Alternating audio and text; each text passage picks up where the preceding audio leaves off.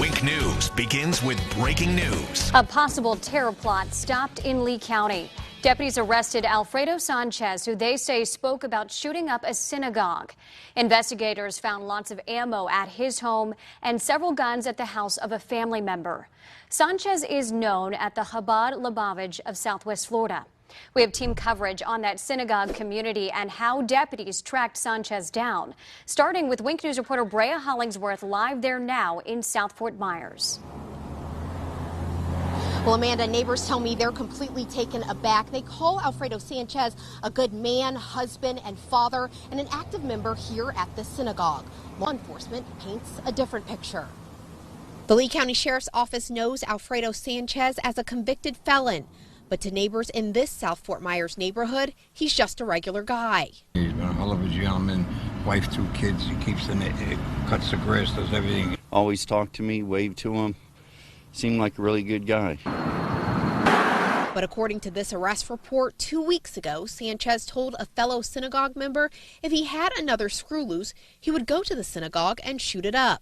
Sanchez made at least one statement indicating that he had the ability and the means to carry out a shooting at the synagogue.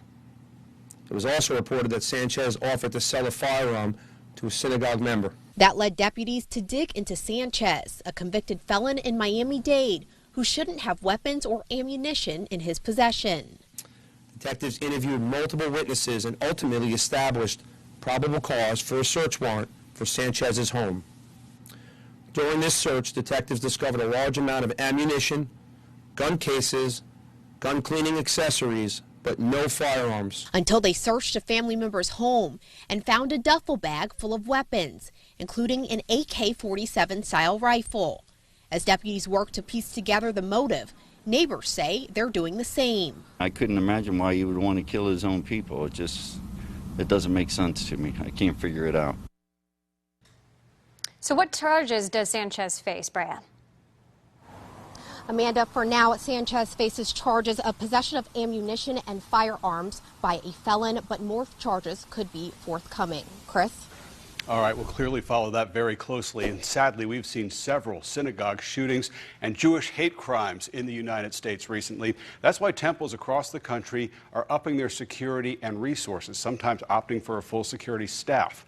Chabad Lubavitch is doing the same. Wink News reporter Brooke Schaefer continues our team coverage. And Brooke, you spoke to the rabbi there. Chris, I did. That rabbi as shocked as anybody. He told me that Lee County deputies first started looking into Alfredo Sanchez after what the rabbi now calls an unverified threat against his synagogue. Him and his family are members here. They pray here. Rabbi Minkowitz confirms Alfredo Sanchez and his family have attended this South Fort Myers synagogue for about a year. He comes to the synagogue, he prays, he studies, he volunteers, he helps out. So, yes, absolutely. It was a surprise. We had no inkling of any of this stuff. The rabbi adds investigators first started looking into the 43-year-old man after hearing about an unverified threat against the synagogue. Talking about threats against the synagogue, I will say yes, we take that very, very, very serious.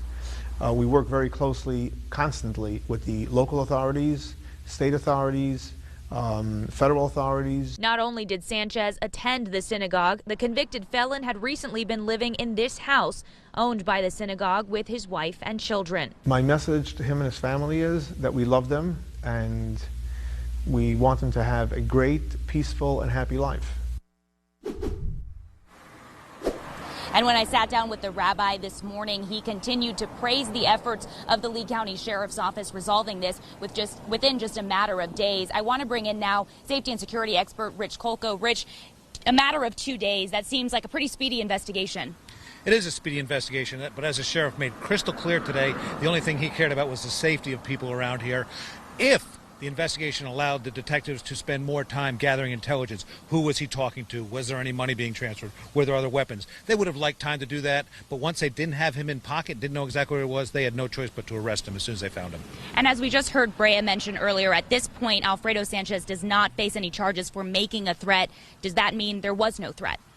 insignificant at this point. The sheriff's main concern, again, is safety. They found a charge that got him off the street. The investigators now have the time to do exactly what they need to do, track down additional information, evidence, do interviews, track his movements in the past, and then if they need to supersede with additional charges, they'd certainly be forthcoming. All right, Rich Coco, always some great insight there. Amanda and Chris, we'll send it back to you guys.